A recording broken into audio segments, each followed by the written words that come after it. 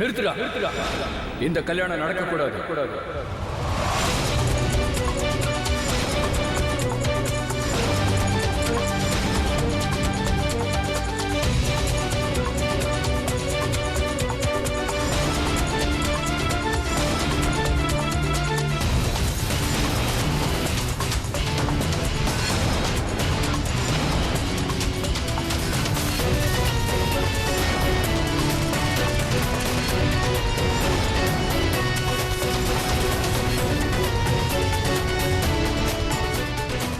ஏ வருண், நீயா? எப்படிடா இங்க? உன் கல்யாணத்தை நிறுத்தணும், அதுக்காக தான் நான் இங்க வந்தேன்.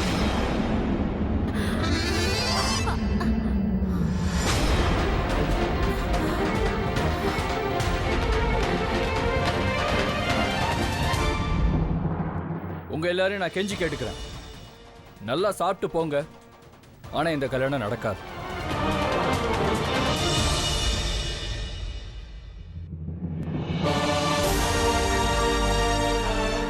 என்னப்பா வருண், நீ சுயநினைவோட தானே பேசுற?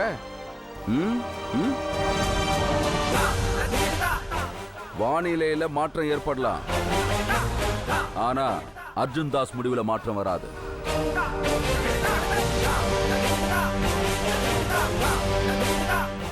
இந்த கல்யாணம் என்னால தான் நடக்குது, நான் எடுத்த முடிவு.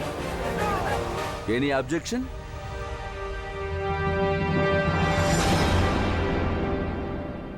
உங்களோட முடிவு மட்டும் இல்ல மாமா, நீங்களும் அருணும் சேர்ந்து முடிவு எடுத்திருக்கீங்க.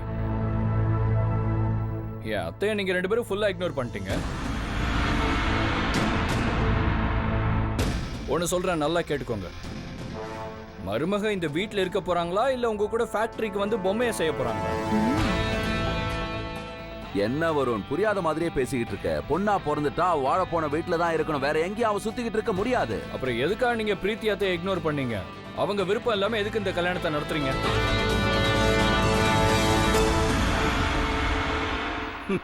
ஒரு குடும்ப தலைவன் தான் எல்லா விதமான முடிவையும் எடுக்கணும்.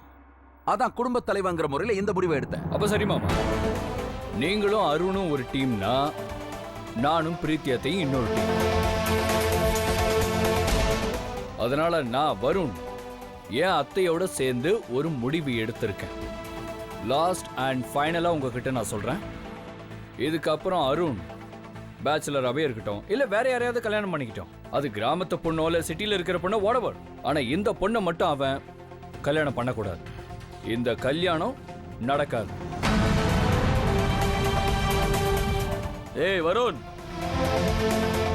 நீ என் தம்பியா இல்ல எதிரியாடா? நான் உன் தம்பியா இருக்கிறதுனால தான் உனக்கு நல்லது நடக்கணும்னு நினைக்கிறேன். இது வரைக்கும் நான் உனக்கு ஏதாவது கெட்டது நடக்க விட்டுருக்கேனா? இல்ல. அப்புறம் இன்னைக்கு மட்டும் எதுக்கு உனக்கு என் மேல டவுட்?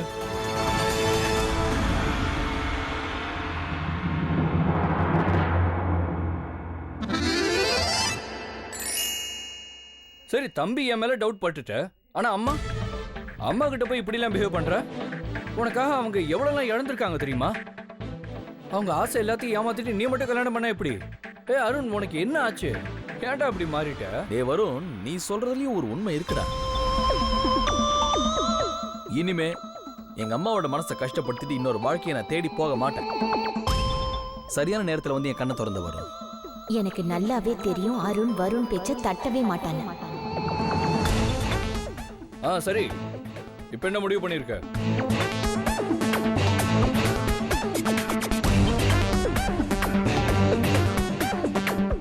நான் இப்போ என் மனசுக்குள்ள ஒரு முடிவு எடுத்தேன். நான் சத்தியமா சொல்றேன், இப்போ இந்த பொண்ணை மட்டும் இல்ல, இனி உலகத்துல எந்த பொண்ணையும் நான் கல்யாணம் பண்ணிக்க போறதில்லை.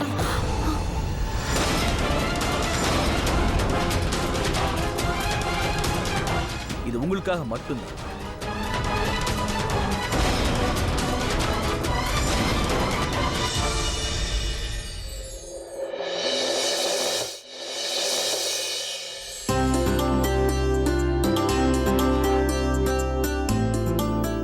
சரி, இப்ப கண்ணை திறந்து பாரு.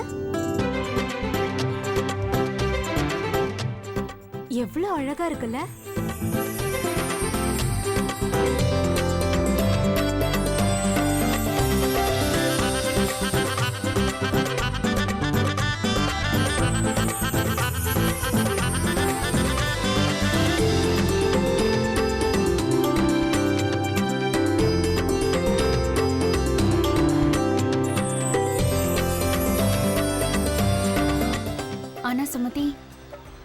உன் கண்ணை மூடிக்கிட்ட?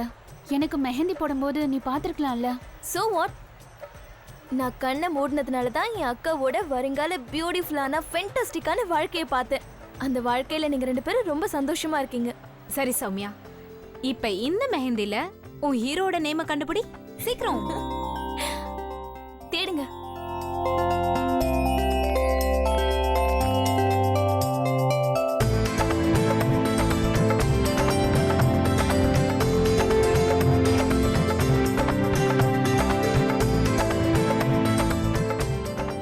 இதோ இங்க இருக்கு. இதோ பாரு, சுமதி எவ்வளவு ஃபாஸ்டா இருக்கானு. கவனிச்சுக்கோ சௌமியா, சுமதிக்கு இப்பவே உன் ஆள் மேல ஒரு கண்ணு. நீ எச்சரிக்கையாவே இரு, ஏன்னா மச்சி நிச்சயம் உரிமை கொண்டாடுவா. ஓகேவா? என் தங்கச்சி தான். என் தங்கச்சி தான் இந்த உலகத்திலே பெஸ்டான தங்கச்சி. எனக்கு என் தங்கச்சி மேல முழு நம்பிக்கை இருக்கு. நான்லாம் அதை நம்ப மாட்டேன். உன்னை பத்தி எனக்கு நல்லாவே தெரியும். உன்னோட சத்தியமா வெதர் கண்டிஷனும் எப்போ மாறும்னு யாராலையும் சொல்லவே முடியாது. டேய், உனக்கு இந்த அருண் மேலே நம்பிக்கை எல்லாம் போச்சா? எங்க அம்மா மேல சத்தியமா சொல்றா. கையிடுறா.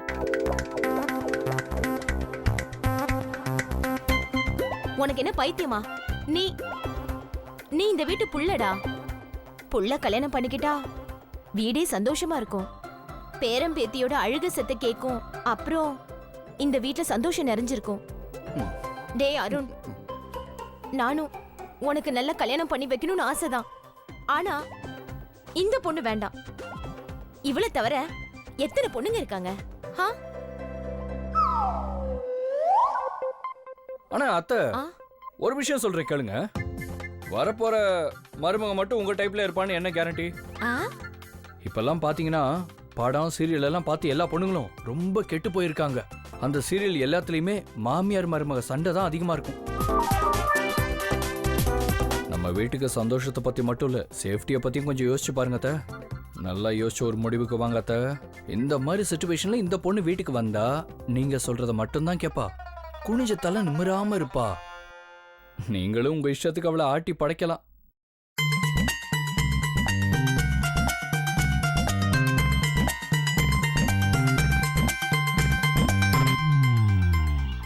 அப்புறம் இன்னொரு விஷயம் நான் சொல்லி ஆகணும். எப்பவுமே பெண்களை மதிக்கணும் அப்படி நீ தானே சொல்லி கொடுத்த. நான் தான் சௌமியாவை கிட்னாப் பண்ணேன். அது என்னோட தப்பு தான். ஆனா அதுக்கான பிராயச்சித்தம் செய்யணும்ல. சரி விடு, உனக்கே பிடிக்கல அப்புறம் என்ன பிராயச்சித்தம்?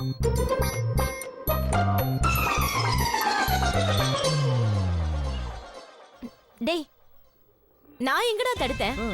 சரி, உனக்கு என்ன இஷ்டமோ அதை பண்ணி தொலை.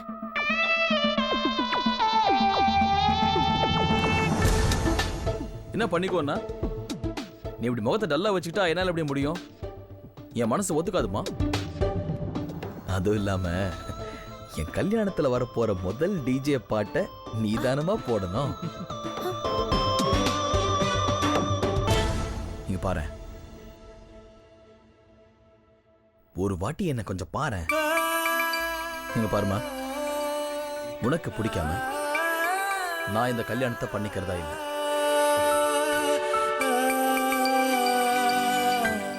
அதுக்கு மேல உன் இஷ்டம். சரி விடு. இப்ப என்ன மூஞ்சி தொங்க வச்சிட்டு இருக்க போறியா? சரி வா.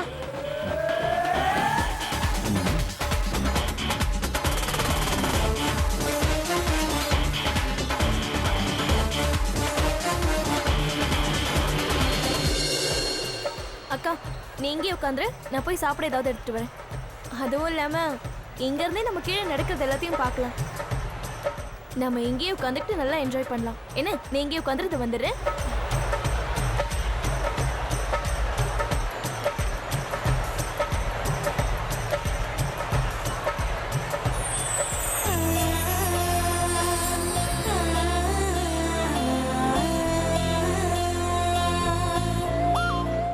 ஒன்று சொல்லிட்டா, நான் இந்த ஊர்ல எத்தனையோ பொண்ணுங்களை பார்த்துருக்கேன். ஆனா சத்தியமா உன்ன மாதிரி ஒருத்தைய மட்டும் பார்த்ததே இல்லை. நான் சொல்றது இந்த ஊர்ல மட்டும் இல்லை, எந்த ஊர்லயும் பார்த்தது இல்லைன்னு சொல்றேன்.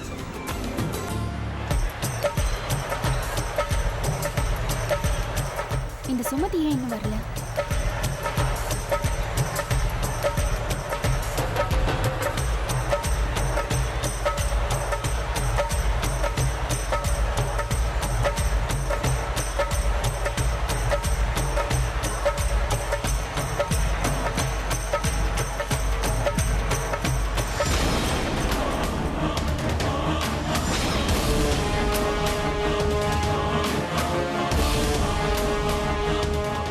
இவ மேல போய் நின்னுக்கிட்டு என்ன பண்ணிட்டு இருக்கா?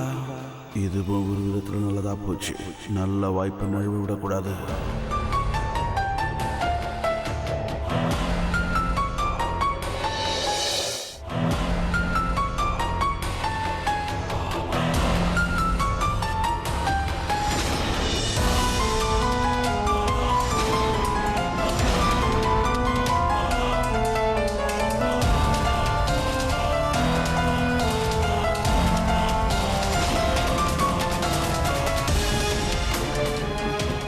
உன்னை நல்லபடியா அனுப்பி வைக்க எல்லாரும் கொண்டாடிட்டு இருக்காங்களா?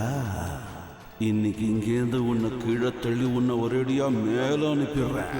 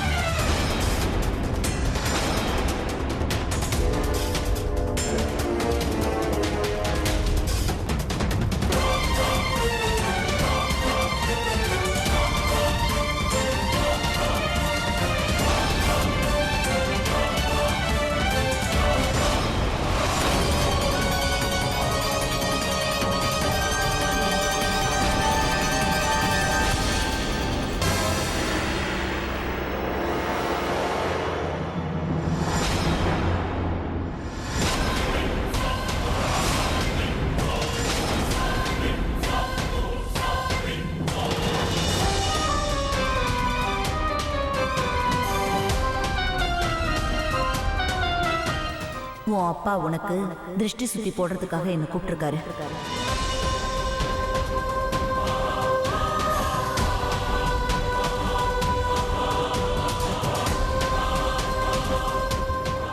இன்னொருத்தர் வீட்டுக்கு போற மருமக இல்லையா, நீ வெளியில வரக்கூடாது.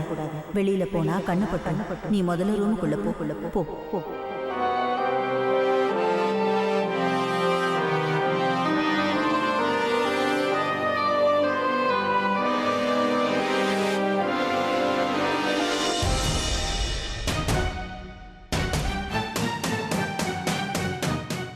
நான் தான் சொல்லியிருக்கேன்ல, 21 நாள் வரைக்கும் நீ எதுவும் பண்ணக்கூடாதுன்னு. பின்ன நான் என்ன பண்றது? என் கையை கட்டிக்கிட்டு 21 நாள் வரைக்கும் சும்மா உட்கார்ந்து வேடிக்கை பார்க்க சொல்றியா? இப்ப நீ பண்ண வந்த காரியத்தை கீழே போய் நான் எல்லார்கிட்டயும் சொன்னா என்ன ஆகும்னு தெரியுமா? உன்னோட நிலைமை என்ன ஆகும்னு தெரியும்ல. கடைசியா சொல்றேன், 21 நாள் வரைக்கும் சௌமியாவை நீ ஒன்னும் பண்ணக்கூடாது. ரொம்ப நல்லா இருக்கு நீ சொல்றது. 21 வருஷம் கத்தி மாதிரி என் கண்ணை குத்திக்கிட்டு இருந்தா, இன்னி வரைக்கும் உன்னால எதுவும் செய்ய முடியல. இன்னைக்கு நானே அவளை ஏதாவது பண்ணலான்னா நீ அவளை பாதுகாக்கிற. நீ அவளை ஒன்னும் பண்ணக்கூடாது. என்ன மீறி நீ ஏதாவது பண்ணணும்னு நினைச்ச, அப்புறம் நான் சும்மா இருக்க மாட்டேன்.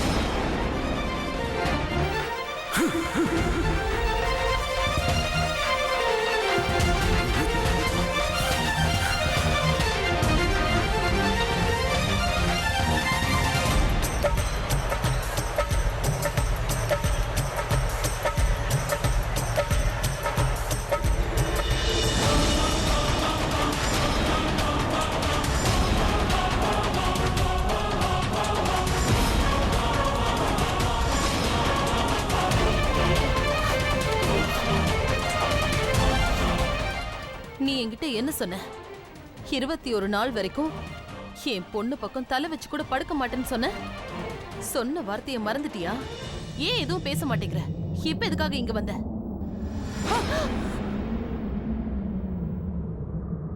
உன் பொண்ணோட உயிரை காப்பாத்துறதுக்காக வந்தேன். என்ன? உன் புருஷனை எனக்கு பல வருஷமா தெரியும். அவன் என்ன நினைப்பான்னு கூட எனக்கு தெரியும். இப்போதைக்கு நான் அவனுக்கு உதவி செய்ய மாட்டேன்னு சொன்னதும் அவனுடைய வேலையை அவன் காட்ட ஆரம்பிச்சிட்டான். இங்க பாரு நிர்மலா, உன் பொண்ணு அவன் கொல்ல பாக்குறான். என்ன சொல்ற? இன்னைக்கு நான் மட்டும் வரலன்னா உன் பொண்ணு இங்கேயே செத்துருப்பா.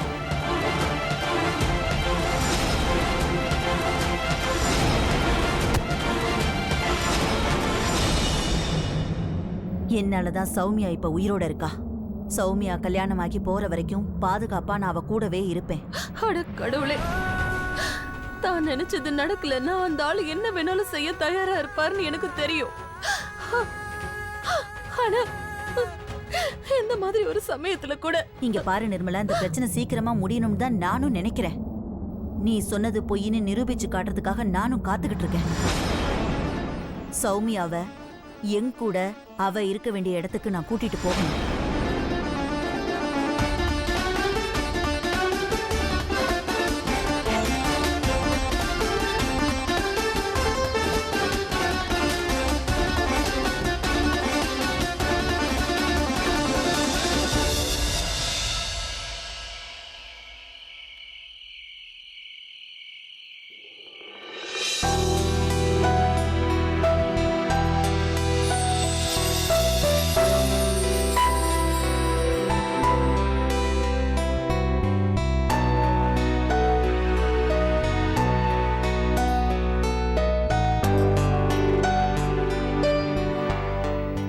சௌமி,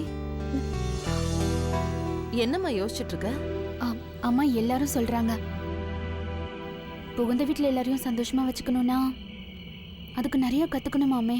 இல்லனா அவங்க நம்மள ரொம்ப கொடுமைப்படுத்துவாங்களோ. அம்மா, எனக்கு எதுவுமே தெரியாதுல்ல.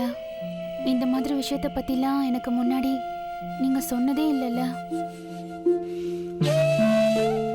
அம்மா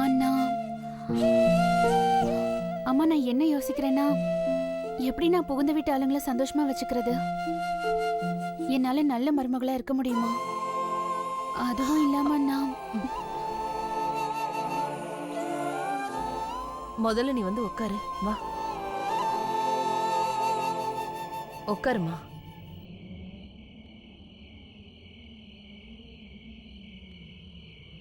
நீ நல்லவ மாதிரி நடிக்க வேண்டிய அவசியம் என்ன இருக்கு சௌமி? உன்னோட குணமே உனக்கு போதுமா? உனக்கு ஞாபகம் இருக்கா, சின்ன வயசுல நான் உனக்கு தங்க முடி இருக்கிற இளவரசி பத்தி ஒரு கதை சொல்லியிருக்கேன். ஆமாமா, அந்த இளவரசி வந்து சிரிச்சா அந்த நகரமே சந்தோஷமா இருக்கும்னு சொன்னீங்க. அவ அழுதானா எல்லாருமே சோகமாயிடுவாங்கன்னு சொன்னீங்க. சௌமி, ஒரு மருமக கூட அதே மாதிரிதான். அவ புகுந்த வீட்டுக்கு போய் சந்தோஷமா இருந்தான்னா அந்த குடும்பமே சந்தோஷமா இருக்கும். ஒருவேளை அவ சோகமாயிட்டானா அந்த குடும்பத்துல எந்த சந்தோஷமும் இருக்காது. நாம புதுசா ஒரு வீட்டுக்கு போனா நாம எப்படி நடந்துக்கிறோம்னு கண்காணிப்பாங்க. இத பாருமா, அதே மாதிரிதான் உன்னையும் எல்லாரும் கண்காணிப்பாங்க.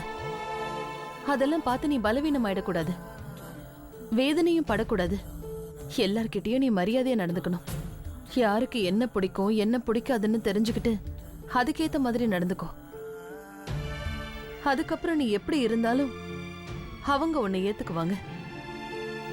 ஒரு விஷயத்த நீ ஞாபகம் வச்சுக்கோ சௌமியா, பிறந்த வீட்டுல நம்ம எவ்வளவு செல்லமா வளர்ந்திருந்தாலும் நமக்குன்னு இருக்கிற அடையாளம் நம்ம போற புகுந்த வீட்டுல தான் கிடைக்கும். நீயும் அங்க போய் உனக்குன்னு ஒரு அடையாளத்தை உருவாக்கிக்கணும் சௌமியா. நீ அங்க போய் எப்படி இருக்கணும்னா, எல்லார் முன்னாடியும் நீ தலை குனிஞ்சாலும் உள்ளுக்குள்ள நீ எப்பவுமே பலவீனம் ஆயிடக்கூடாது. என்ன கஷ்டம் வந்தாலும் என்ன வேதனை வந்தாலும் எல்லாத்தையுமே நீ துணிச்சலோட எதிர்க்கணும். நான் சொன்ன மாதிரி நீ நடந்துக்குவல்ல?